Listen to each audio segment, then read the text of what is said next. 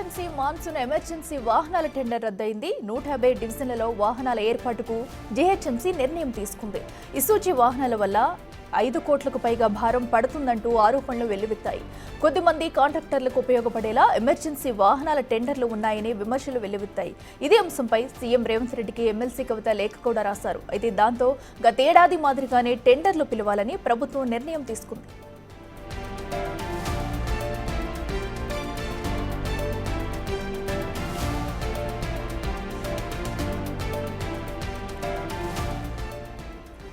GHMC monsoon emergency వాహనాల tender రద్దయింది. దీనిపై అయితే కొత్త ప్రక్షాళన చేయనుంది ప్రభుత్వం. అయితే 150 డివిజన్లలో వాహనాల ఏర్పాటుకు జీహెచ్ఎంసీ నిర్ణయం తీసుకుంది.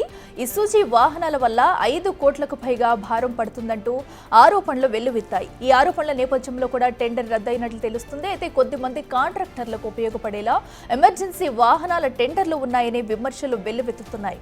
ఇదే అంశంపై అటు ఎమ్మెల్సీ కవిత కూడా సీఎం రేవంత్ రెడ్డికి అయితే లేఖ రాశారు. దాంతో గతేడాది మాదిరిగానే టెండర్లు పిలవాలంటూ కూడా ప్రభుత్వం నిర్ణయం తీసుకుంది.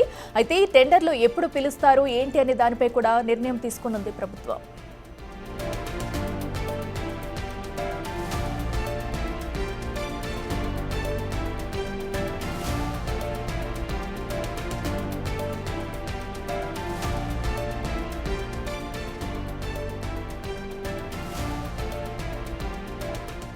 ఇదే అంశానికి సంబంధించి మరింత సమాచారం మా ప్రతినిధి శ్రవణ్ లైవ్ లో అందిస్తారు. శ్రవణ్, చెప్పండి, మరి జీహెచ్ఎంసీ ఎమర్జెన్సీ వాహనాల టెండర్లను ఎప్పటి నుంచి పిలిచే అవకాశం ఉంది? దీనిలో ఏమైనా మార్పులు చేర్పులు ఉంటాయా? ఎలా ఉండబోతుంది? గ్రేటర్ హైదరాబాద్ వ్యాప్తంగా జూన్ 1 నుంచి వర్షాలు పడతాయి కాబట్టి వర్షాలు పడినప్పుడు ఇబ్బందికర పరిస్థితులు వస్తాయి. దీంతో జీహెచ్ఎంసీ ప్రతి ఏడాది మాన్సూన్ ఎమర్జెన్సీ టీంలను ఏర్పాటు చేస్తుంది. మొత్తం 150 డివిజన్లు ఉంటాయి. ఇందులో 75 టెండర్లు పిలుస్తారు. అందులో కాంట్రాక్టర్లు వాళ్ళకు ఉన్నటువంటి టాటా ఏస్ వెహికల్ లేదా ట్రాక్టర్ల వెహికల్లతో ఎక్కడైతే వర్షపు నీళ్ళు ఆగిపోయి ఉంటాయో వాటిని క్లియర్ చేయడం, చెట్లు విరిగి పడుతూ ఉంటే వాటిని తొలగించడం, మ్యాన్ హోల్స్ దగ్గర వాటర్ని క్లియర్ చేయడం, సాఫీగా వాటర్ వెళ్ళడం, జనాలకి ఇబ్బంది కాకుండా చూడడం అనేటువంటి అంశాలపైన జీహెచ్ఎంసీ మాన్సూన్ ఎమర్జెన్సీ టీంల ద్వారా హైదరాబాద్ నగరవాసులకు సేవలు అందిస్తుంది. అయితే ఈసారి పాత టెండర్లను పూర్తిగా రద్దు చేసి కొత్త టెండర్లను అంటే ఇసూజీ వెహికల్స్ను పెట్టాలని జీహెచ్ఎంసీ నూతన కమిషనర్ కర్ణన్ నిర్ణయించారు. సో మొత్తం 150 డివిజన్లకు గాను 150 ఇసూజీ వెహికల్స్ని పెట్టాలని కర్ణన్ ఆదేశించారు. సో దీనికి అనుగుణంగా ట్రాన్స్పోర్ట్ అధికారులు టెండర్లు పిలిచారు. మొదటగా పాత టెండర్ల ప్రకారమే టెండర్లు పిలిచారు. కానీ ఆ టెండర్లు రద్దు చేసి మళ్ళీ కొత్త వాహనాలు ఇసూజీ వాహనాలను ఖచ్చితంగా మాన్సూన్ ఎమర్జెన్సీ టీంలో పెట్టాలని ఆయన ఆదేశించడంతో మళ్ళీ కొత్త టెండర్లు పిలిచారు. ఇప్పుడు దీనిపైన పెద్ద వివాదం జరుగుతుంది.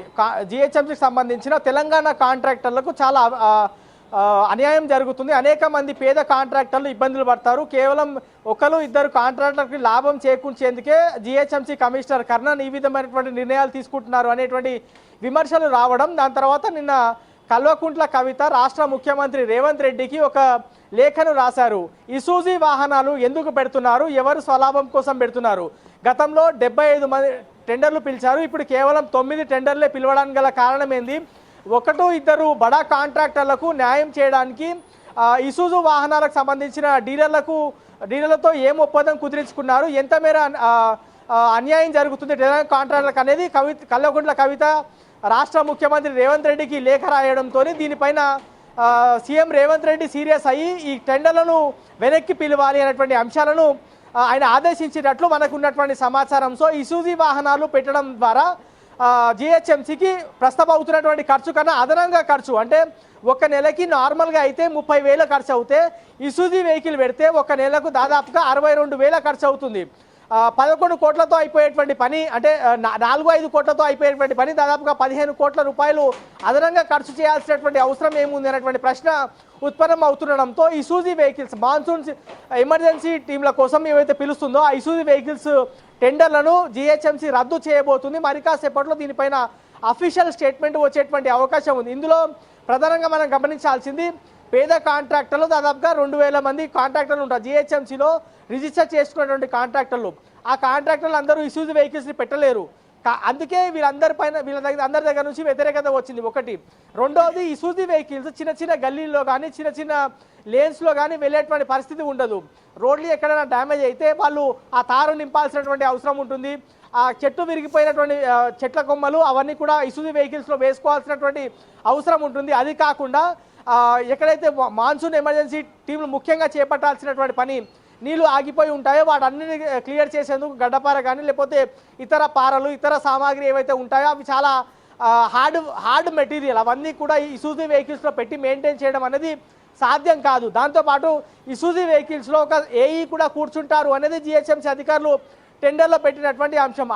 కేవలం వాళ్ళు కూర్చోడానికి మాత్రమేనా, లేకపోతే హైదరాబాద్ నగర వాసులకు నిజంగా వర్షాకాలం ఇబ్బంది తొలగించేందుకు ఈ ఇసూజీ వెహికల్స్ పిలిపించారు అనేటువంటి ఆ సందేహాలు చాలా వ్యక్తమయ్యాయి. సో ఓవరాల్గా ఇవన్నీ విమర్శలు వస్తున్నాం. ఇలా కవిత రాష్ట్ర ముఖ్యమంత్రికి లేఖ రాయడంతో దీనిపైన ఒక క్లారిటీ వచ్చింది. ఇప్పుడు ఇసూజీ వెహికల్స్ టెండర్ని పూర్తి స్థాయిలో రద్దు చేయబోతున్నారు. అనేక కోట్లాది రూపాయలు ఏవైతే అనవసర ఖర్చు ఉన్నదో దాన్ని కూడా తగ్గించేటువంటి అవకాశం ఉంది. నార్మల్గా పాత ప్రకారమే టెండర్లు పిలవబోతున్నారు.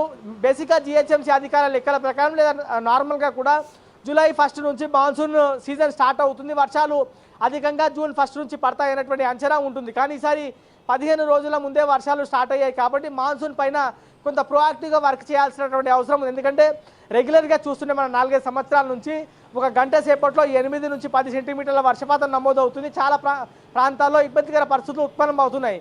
సో అవన్నీ తొలగించాలంటే జిహెచ్ఎంసీ అధికారులు మాన్సూన్ ఎమర్జెన్సీ టీంలు సంబంధించిన టెండర్ తొందరగా ఫైనల్ చేయాల్సినటువంటి అవసరం ఉంది. 3-4 రోజుల్లో ఈ టెండర్ ఫైనల్ చేసి పూర్తి స్థాయిలో పనులు అప్పగిస్తే వర్షం అధికంగా పడ్డా కొంతమేర సమస్యలు కానీ ఇబ్బందులు కానీ దూరం చేసిన వాళ్ళు అవుతారు. లేకపోతే చాలా ఇబ్బందికర పరిస్థితులు రాబోయే రోజుల్లో ఉత్పన్నమయ్యేటువంటి అవకాశం ఉంది. సో ఓవరాల్గా మాత్రం ఇసూజీ వెహికల్స్కి పిలిచినటువంటి టెండర్ని మరి కాసేపట్లో రద్దు చేయబోతున్నామని అఫీషియల్గా కమిషనర్ దగ్గర నుంచి నోట్ రాబోతుంది. పాత టెండర్ల ప్రకారం పాతగా అంటే గత వర్షాకాలంలో మాన్సూన్ ఎమర్జెన్సీ కోసం ఏ విధమైనటువంటి టెండర్లు పిలిచారో ఆ విధంగానే ఈసారి కూడా టెండర్లు పిలవబోతున్నారు అనేది మనకి జిహెచ్ఎంసీ అధికారుల దగ్గర నుంచి ఉన్నటువంటి సమాచారం.